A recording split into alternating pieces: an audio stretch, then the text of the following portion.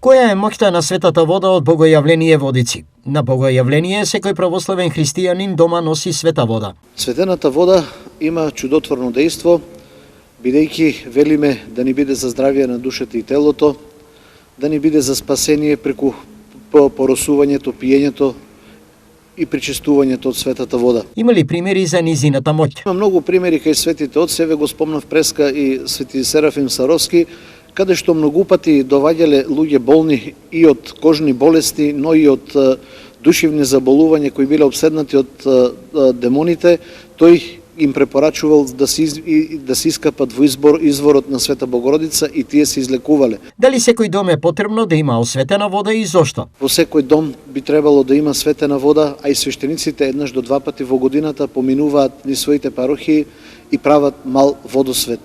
Таа светена вода се користи, рековме, против секаква болка и телесна и духовна.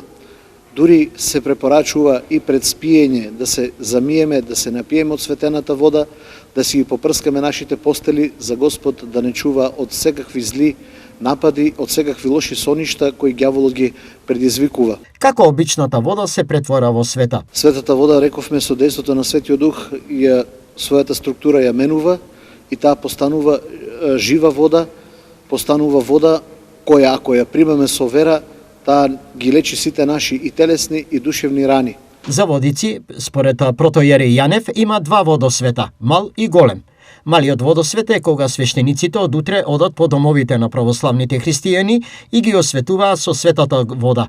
А големиот е Богојавление, што ќе се случи на 19 јануари, понеделник, кога се осветуваат сите води.